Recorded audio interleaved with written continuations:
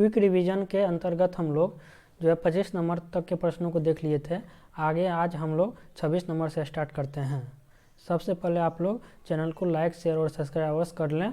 आपको ये प्रश्न जो है क्विक रिवीजन में मददगार होगा और साथ ही आने वाले एग्ज़ाम जैसे कि बिहार सचिवालय हो गया, CGL हो गया, CHSL हो गया, GD हो गया इत्यादि सब में बहुत ही पूछने की संभावना बनता है, क्योंकि हम लोग जो है प्रश्न जो उठाए हैं वो काफ़ी महत्वपूर्ण प्रश्न उठाए हैं जो कि बार बार विभिन्न एग्जामों में पूछे जाते हैं और रिपीट होते हैं क्वेश्चन। इसीलिए इन प्रश्नों को आप लोग एक बार देख लीजिएगा तो इनसे जो है आप लोगों को काफ़ी मदद पहुंचेगी और काफ़ी क्वेश्चन आप लोग हल कर पाइएगा एग्जाम में। चलिए देखते हैं 26 नंबर से। 26 नंबर का प्रश्न है आपका, सम्राट अशोक के अधिकतर शिलालेख किस लिपि में लिखे गए हैं? सम्राट अशोक के अधिकतर शिलालेख जो है किस लिपि में लिखे गए हैं? ऑप्शन है ब्राह्मी, खरोष्ठी, देवनागरी, यूनानी। इसका उत्तर कौन सा हो जाएगा आपका सही? इसका उत्तर आपका ए नंबर सही हो जाएगा, ब्राह्मी में। अशोक सम्राट के अधिकतर शिलालेख जो है आपका ब्राह्मी लिपि में लिखे गए हैं। चलिए अगला प्रश्न को देखते हैं। अगला प्रश्न है आपका, चौसा का युद्ध किनके बीच हुआ था? चौसा का युद्ध जो है आपका किनके बीच हुआ था पूछ रहा है हम लोग से। ऑप्शन दिया हुआ आपका बाबर और शेरशाह, संग्राम सिंह और शेरशाह, हुमायूं और शेरशाह, डी अकबर और शेरशाह। तो इसका सही उत्तर कौन सा हो जाएगा? हुमायूं और शेरशाह के बीच कौन सा युद्ध हुआ था? तो चौसा का युद्ध हुआ था, हुमायूं और शेरशाह के बीच। चलिए अगला प्रश्न को देखते हैं। अगला प्रश्न है, नालंदा का प्राचीन विश्वविद्यालय किस वंश के दौरान बनाया गया था? नालंदा का प्राचीन विश्वविद्यालय जो है किस वंश के दौरान बनाया गया था या किस वंश ने बनाया था? ऑप्शन आपका दिया हुआ है मौर्य वंश, गुप्त वंश, कुषाण वंश और पाल वंश। इसका उत्तर कौन सा सही हो जाएगा आपका? इसका उत्तर आपका सही हो जाएगा ऑप्शन नंबर बी, गुप्त वंश। कौन सा वंश? तो गुप्त वंश। कुमारगुप्त प्रथम द्वारा नालंदा प्राचीन विश्वविद्यालय बनाया गया था। चलिए अगला प्रश्न को देखते हैं। अगला प्रश्न है, गौतम बुद्ध का जन्म कहाँ हुआ था? गौतम बुद्ध का जन्म कहाँ हुआ था? तो इसका सही उत्तर हो जाएगा आपका ऑप्शन नंबर डी, लुम्बिनी में। लुम्बिनी में जो है गौतम बुद्ध का जन्म हुआ था। चलिए अगला प्रश्न को देखते हैं। प्रश्न है आपका, किस राज्य ने एक जिला एक शिल्प, एक जिला एक शिल्प जो है नामक अभियान शुरू किया है? तो इसका सही उत्तर हो जाएगा आपका option number B, Madhya Pradesh. Madhya Pradesh जो है एक जिला एक शिल्प अभियान शुरू करने वाला राज्य है। अगला प्रश्न को देखते हैं।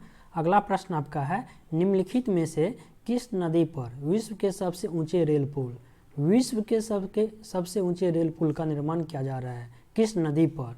ऑप्शन आपका है सतलज, रावी, चिनाब, सिंधु। तो इसका सही उत्तर कौन सा हो जाएगा? Option number C, Chenab. Chenab नदी पे जो है दुनिया का सबसे, विश्व का सबसे यानी रेल पुल का निर्माण किया जा रहा है चिनाब नदी पे, जिसकी ऊंचाई कितनी है? तो 467 मीटर। कितनी है? 467 मीटर है। और नदी तल से इसकी ऊंचाई 359 मीटर है।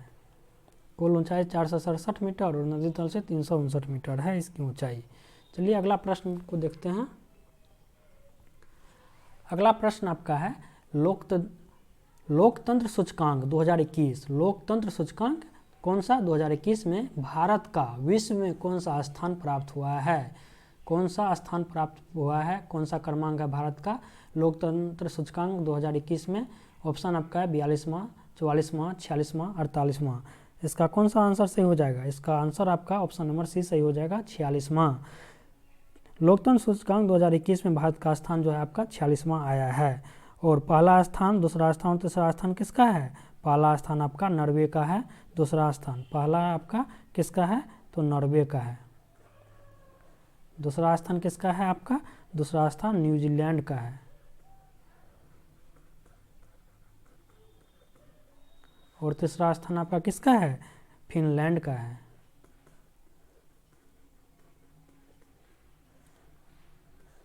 चलिए अगला प्रश्न को देखते हैं। अगला प्रश्न है आपका, विद्युत उत्पादन के मामले में भारत का विश्व में कौन सा स्थान प्राप्त है? विद्युत उत्पादन के मामले में तो भारत का विश्व में कौन सा स्थान है?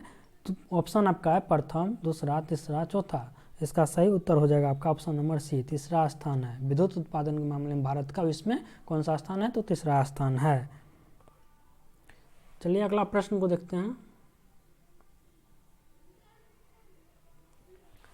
अगला प्रश्न है आपका केंद्रीय प्रत्यक्ष कर बोर्ड। केंद्रीय प्रत्यक्ष कर बोर्ड सीबीडीटी का नया अध्यक्ष किसे नियुक्त किया गया है? किसका? तो सीबीडीटी का पूछ रहा है, किसे नियुक्त किया गया है? ऑप्शन आपका दिया हुआ है विनोद सिंह, संगीता सिंह, श्वेता पाटिल, मनोहर खन्ना। तो इसका सही उत्तर हो जाएगा आपका option number B, Sangeeta Singh. CBDT का नया अध्यक्ष किसे नियुक्त किया गया है? तो संगीता सिंह को। आपका जो है संगीता सिंह का कार्यकाल जो है आपका 2 मई से लेके कब तक रहा? 30 जून तक 2022। इसके बाद जो है नया अभी जो वर्तमान में सीबीडीटी का नया अध्यक्ष जान लीजिए कौन है। सीबीडीटी का नया अध्यक्ष आपका वर्तमान में कौन है? नितिन गुप्ता है। नितिन गुप्ता आपका जो है 1 जुलाई से पदभार ग्रहण किया था नितिन गुप्ता, जो कि वर्तमान में अभी नितिन गुप्ता है सीबीडीटी का नया अध्यक्ष। ऑप्शन में यदि नितिन गुप्ता नहीं रहेगा तो हम लोग संगीता सिंह मारेंगे, और यदि नितिन गुप्ता रहेगा तो हम लोग नितिन गुप्ता को मारेंगे। ऑप्शन में राइट आंसर सीबीडीटी का नया अध्यक्ष आपका नितिन गुप्ता है। चलिए अगला प्रश्न को देखते हैं। हाल ही में किस संगठन द्वारा state of world population report जारी किया गया है? कौन सा report? State of world population report. कौन जारी किया है हाल ही में? World bank, IMF, UNICEF, UNFPA. कौन जारी किया है? तो इसका सही उत्तर कौन सा आपका हो जाएगा? Option number D, UNFPA. इसका फुल फॉर्म क्या होता है? यूएनएफपीए का फुल फॉर्म होता है United nation fund for population activities. Fund for कौन सा? Population activities.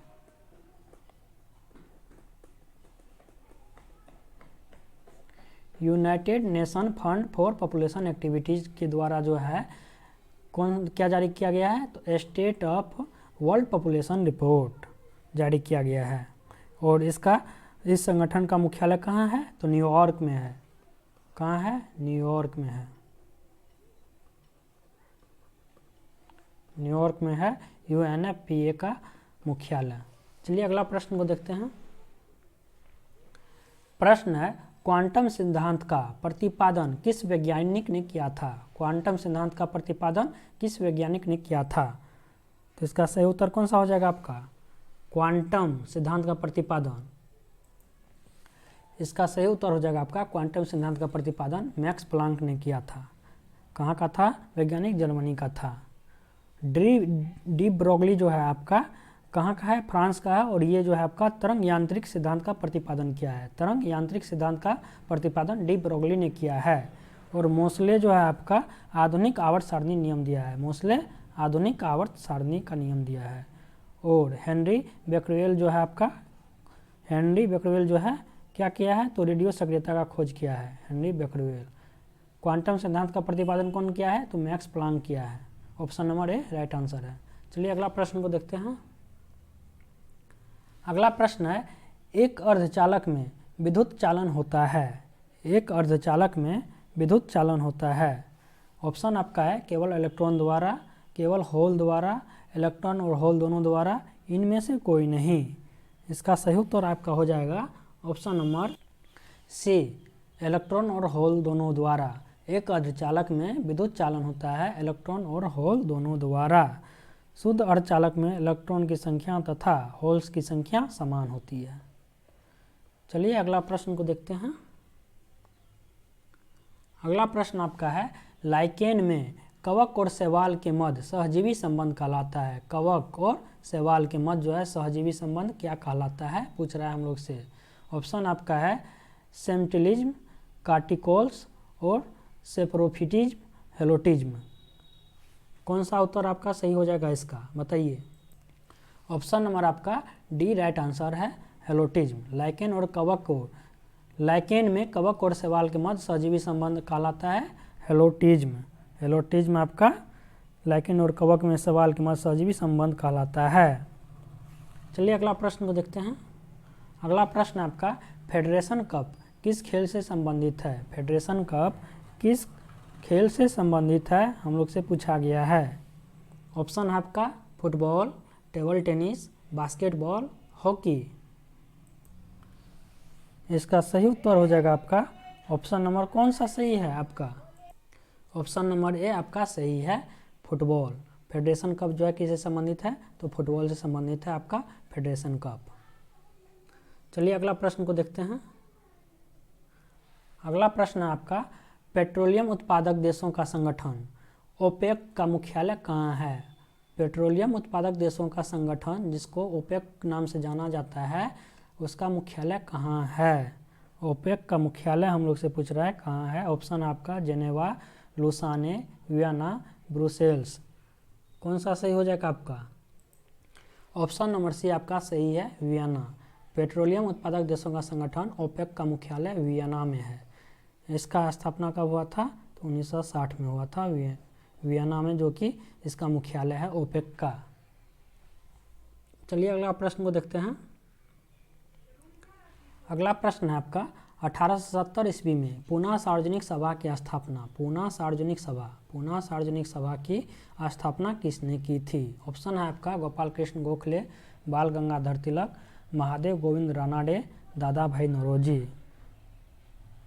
1870 में जो है पूना सार्वजनिक सभा की स्थापना कौन किया था हम लोग से पूछ रहा है, तो कौन सा आंसर सही हो जाएगा आपका, आपका सही हो जाएगा आपका option number C, Mahadev Govind Ranade जो है पूना सार्वजनिक सभा की स्थापना किया था कब, 1870 ईस्वी में। इनके साथ एक और व्यक्ति थे, कौन थे इनके साथ, महादेव गोविंद रानाडे और कौन थे, गणेश वासुदेव जोशी, गणेश वासुदेव जोशी।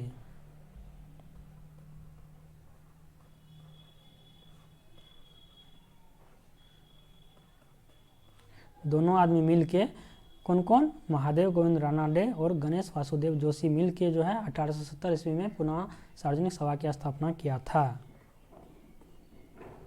और पुनः सार्वजनिक सभा मुख्यतः जो है आपका मध्यवर्ग, जमींदार और व्यापारियों का प्रतिनिधित्व करता था। चलिए अगला प्रश्न को देखते हैं। अगला प्रश्न आपका है नालंदा विश्वविद्यालय की स्थापना किसके शासनकाल में की गई थी।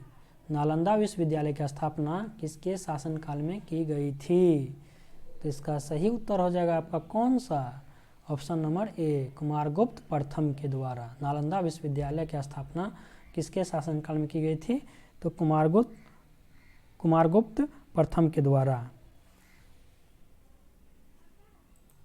चलिए अगला प्रश्न को देखते हैं।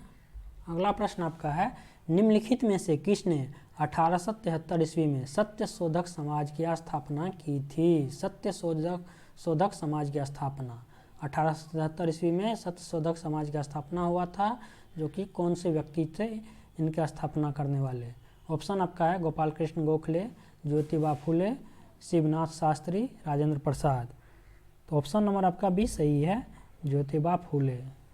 ज्योतिबा फुले जो है सत्यशोधक समाज की स्थापना 1873 ईस्वी में किए थे। और इसका क्या मुख्य उद्देश्य क्या था स्थापना करने का, सत्यशोधक समाज का, तो इसका मुख्य उद्देश्य जो है ब्रह्मवाद तथा उसकी कुरीतियों के विरुद्ध जो है आवाज़ उठाना था। और ये समाज जो है मूर्ति पूजा और कर्मकांडों का विरोध किया था। मूर्ति पूजा और कर्मकांडों का विरोध किया था सत्यशोधक समाज ने। इसका संस्थापक कौन थे, तो ज्योतिबा फुले थे। चलिए अगला प्रश्न को देखते हैं। अगला प्रश्न आपका है पृथ्वी सूर्य के सबसे नज़दीक होती है। कब होती है पृथ्वी सूर्य के सबसे नज़दीक। ऑप्शन आपका है 3 जनवरी, 3 जुलाई, 4 जनवरी, 4 जुलाई।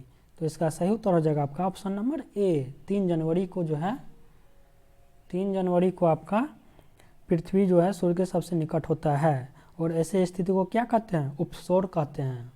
इस स्थिति को क्या कहेंगे हम लोग, उपसौर कहेंगे।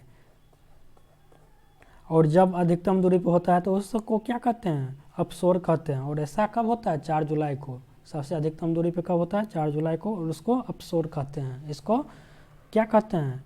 इसको हम लोग क्या कहेंगे? जब नज़दीक होता है तब नज़दीकी वाली स्थिति को उपसोर बोलेंगे, उपसोर। और डिस्टेंस वाली जिस सबसे ज़्यादा दूरी को क्या कहेंगे? 4 जुलाई को होता है, जो कि सबसे ज़्यादा दूरी पे सूर्य पृथ्वी से, तो उसको हम लोग अपसोर कहेंगे, अपसोर। चलिए अगला प्रश्न को देखते हैं। अगला प्रश्न आपका है, एशियाई विकास बैंक का मुख्यालय कहाँ है? एशियाई विकास बैंक का मुख्यालय कहाँ है? हम लोग से पूछ रहा है क्या? हम लोग से पूछ रहा है एशियाई विकास बैंक का मुख्यालय कहाँ है? ऑप्शन है जकार्ता, चीन, नेपाल और मनीला। तो इसका सही उत्तर आपका कौन सा हो जाएगा? ऑप्शन नंबर डी, मनीला में इसका मुख्यालय स्थित है। एशियाई विकास बैंक का मुख्यालय कहाँ है? तो मनीला में है। और इसकी स्थापना कब हुई थी? 1966 ईस्वी में हुई थी, 1966 में हुई थी इसकी स्थापना। वर्तमान में 67 देश है इसके, और इसके 3 प्रतिनिधि कार्यालय कहाँ कहाँ है? एगो है टोक्यो में, और दूसरा फ्रैंकफर्ट में, तीसरा वाशिंगटन डीसी में है। चलिए अगला प्रश्न को देखते हैं। अगला प्रश्न आपका है, थल सेना दिवस कब मनाया जाता है? थल सेना दिवस कब मनाया जाता है? ऑप्शन है 15 जनवरी, 8 अक्टूबर, 4 दिसंबर, 16 दिसंबर। इसका सही उत्तर हो जाएगा आपका ऑप्शन नंबर ए, 15 जनवरी को थल सेना दिवस मनाया जाता है। थल सेना दिवस 15 जनवरी, याद रखना है, थल सेना दिवस 15 जनवरी। वायुसेना दिवस, वायुसेना दिवस कब मनाया जाता है? तो 8 अक्टूबर। और नौसेना दिवस, नौसेना दिवस कब मनाया जाता है आपका? 4 दिसंबर। और विजय दिवस आपका, विजय दिवस कब मनाया जाता है आपका? 16 दिसंबर। थल सेना दिवस 15 जनवरी, वायुसेना दिवस 8 अक्टूबर, नौसेना दिवस 4 दिसंबर, विजय दिवस 16 दिसंबर। चलिए अगला प्रश्न को देखते हैं। प्रश्न आपका है, निम्न में से कौन सा महल अकबर द्वारा निर्मित है? तो इसका सही उत्तर आपका कौन सा हो जाएगा? ऑप्शन नंबर ए, जहांगीर महल। निम्न में से कौन सा महल अकबर द्वारा निर्मित है? तो जहांगीर महल जो है आपका किसके द्वारा निर्मित है? अकबर के द्वारा निर्मित है आपका जहांगीर महल। चलिए अगला प्रश्न को देखते हैं। अगला प्रश्न आपका है, मध्यकालीन भारत में मनसबदारी व्यवस्था क्यों लागू की गई थी? मध्यकालीन भारत में मनसबदारी व्यवस्था क्यों लागू की गई थी? ऑप्शन आपका है राजस्व एकत्रित करने हेतु, सैनिकों की सुगमता में भर्ती हेतु, धार्मिक सद्भाव की स्थापना हेतु, स्वच्छ प्रशासन सुनिश्चित करने के लिए। तो इसमें आपका कौन सा सही हो जाएगा? ऑप्शन नंबर बी हो जाएगा सही आपका। मनसबदारी व्यवस्था जो है आपका सैनिकों की सुगमता में भर्ती हेतु जो है लागू की गई थी। और किन के शासनकाल में लागू की गई थी? तो अकबर के शासनकाल में, अकबर के शासनकाल में मनसबदारी व्यवस्था लागू की गई थी। ठीक है, चलिए अगला प्रश्न को हम लोग देखते हैं। अगला प्रश्न आपका है, जालियांवाला बाग नरसंहार किस गांधीवादी सत्याग्रह के संबंध में हुआ? जालियांवाला बाग नरसंहार किस गांधीवादी सत्याग्रह के संबंध में हुआ? ऑप्शन आपका है स्वदेशी सत्याग्रह, रॉलेट सत्याग्रह, बारदोली सत्याग्रह, व्यक्तिगत सत्याग्रह। तो इसका सही उत्तर आपका हो जाएगा कौन सा सही? ऑप्शन नंबर बी, रॉलेट सत्याग्रह। जालियांवाला बाग नरसंहार हुआ था आपका रॉलेट सत्याग्रह के संबंध में हुआ था। और रॉलेट एक्ट कब आया था? 1919 में आया था। 1919 में आपका रॉलेट एक्ट आया था। राष्ट्रवादी आंदोलन को जो है रॉलेट एक्ट में क्या था? रॉलेट एक्ट में था भारत के राष्ट्रवादी आंदोलन को दबाने का उद्देश्य से निर्मित किया गया था। इसका विरोध जो है पंजाब के जलियांवाला बाग में हुआ था। कब? 13 अप्रैल 1919 ईस्वी को। 13 अप्रैल 1919 ईस्वी को